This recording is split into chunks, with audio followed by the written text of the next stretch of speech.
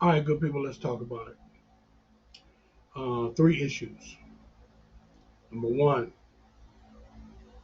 I made it out of the super typhoon in Manila, but I discovered that everything pretty much had changed, and it changed pretty much for the better. Uh, the international airport is looking super. I mean, it's looking really good. You know, uh, the last I remember, there were like 2 floors. Now it's 4 floors. Okay, used to be I come in off the plane.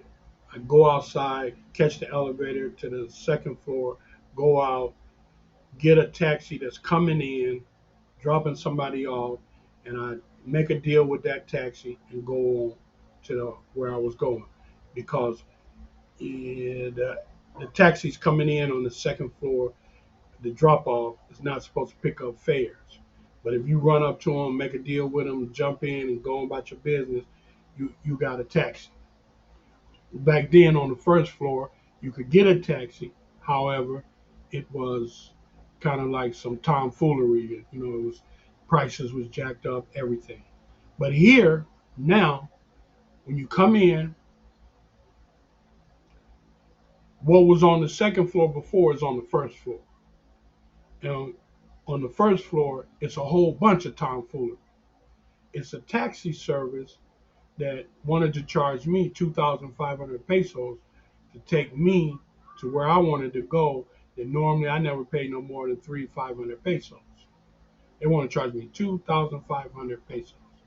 Then they have this other move, whereas you get a grab, and the grab was so complicated and so many people waiting for a grab till I was like, man, I can't do this. So I found out that the taxis that I had been previously getting were indeed outside. I had to go out there, but this time I had to get a slip. Then the next taxi in line, I got that taxi. I was able to negotiate a deal with them and or tell them to use the meter. So I didn't want no monkey business. So I said, look, I'll give you 500 pesos. Take me there. I don't want no drama. I don't want no detours. I know what the route is, etc., etc. Get me there safely. No games. Okay. So the way the laws has changed, he had to turn the meter on. So when he turned the meter on, it was 200 something pesos when I got to where I was going. But I give him 500. Bam, good. Okay. So coming back, the taxi deal um, was outrageous still because the typhoon was hitting and the city was kind of quiet and not a lot of taxis and people running around. So they wanted to charge me when I stop a taxi on the street. He wanted to charge me 1,500. So I went back to where I was at the hotel, like I normally do. I tell the guard, give me a taxi. So he called the taxi. I said, okay, let me talk to him. So I talked to him. He said, well, you can get the shuttle. I said, no, it's okay. So I know the shuttle is 2,000. I already know that. So I don't want the shuttle. I just want a taxi that I normally pay 500 pesos for. So the guy came up. I said, "Look, man, the meter is like 300 pesos. So I give you 500. Get me to the airport now, so I don't be late." He said 500. I said, "Yeah, I'll give you 500 pesos." He said, "Okay, where's your bag?" I said, "Right here." The guard got my bag. Got my bags, throw my bags in. Bam, on my way. You see. Super Typhoon was blasting down. We got in the airport. First, they said it wasn't taking off. Then, before I could turn around and sit down, they said boarding the plane. So it was a safe trip. Everything went well, no problems.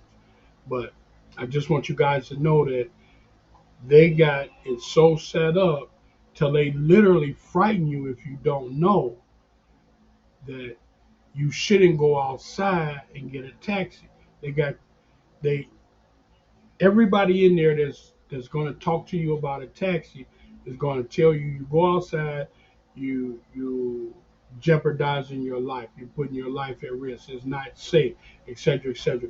But those are the taxis, those are the people that I've always dealt with since 2006. Those are the people that I always dealt with. I only got hoodwinked and bamboozled one time out of all those years. So all you got to do is know know the game, right? You know the game. You need to know where you're going. You need to tell them to use the meter and tell them to use the GPS so he won't take you all over. And if you use the GPS, it's going to be sitting right above the meter, and you can see if he go off course. So tell him, use the GPS, use your meter, take me to XYZ, okay? Bam, bam, bam. So you agree to pay the meter. The meter is always going to be cheaper, okay? But since I knew relatively what the fare was, I had agreed on a fare, okay? Now, that's the latest of the adventures to the Philippines and in the Philippines, okay? That's the latest of what I see happen. That's the scam of the taxi. Taxis in the Philippines and everywhere else has always been a scam. In the Philippines, has been a big scam. But that's the key. Just don't get that super luxury taxi. They call it super taxi, and then the grab taxi. Go outside, let them give you a slip. You understand? And when they give you the slip, right, then you catch the taxi. And that slip makes that taxi driver responsible. Okay? So that's it in a nutshell. Now, the second thing, advice I got is I want to give you some advice about you and your decisions that you make. Why? Because if you're deciding to come to the Philippines or you're deciding to do anything, if you have made up in your mind that this is what you want to do, my advice to you is only listen to people that's gonna what? Tell you how to do what you wanna do. Now, if people telling you, let's say for instance, uh, you're planning to come to the Philippines, and you're listening to a YouTuber who talks about the Philippines, and all of a sudden this YouTuber is telling you all the reasons as to why you should not come and what the bad things will be if you do come and how you better off where you at. Everybody got an opinion, and you know what they say about an opinion. It's like something that everybody else has. Okay? So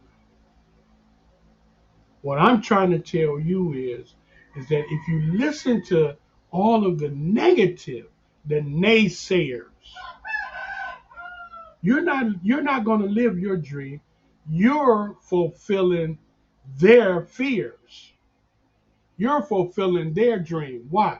Because their dream is not to come to the Philippines. And they have a multitude of reasons because they enjoy the life that they're living. And they don't want to come to the Philippines. They don't want to leave that situation. Understand? So that's not for you. That's like you wear a size 10 and somebody trying to show you a size 8 shoe and tell you, man, this shoe look good, you need to buy it. But what can you do with it? You can't do nothing with it. It's a size 8. It's not your size. Leave it alone. His shoe look good, yeah. If the negatives that they telling you about, that's the negatives that they know about. You won't know no negatives until you make your own trip. Make your own trip. Don't listen to the naysayers. You listen to the naysayers, you'll be like, 85% of the people in America never been on a plane. Okay? Do your thing, man. Make your plan. Get out of there.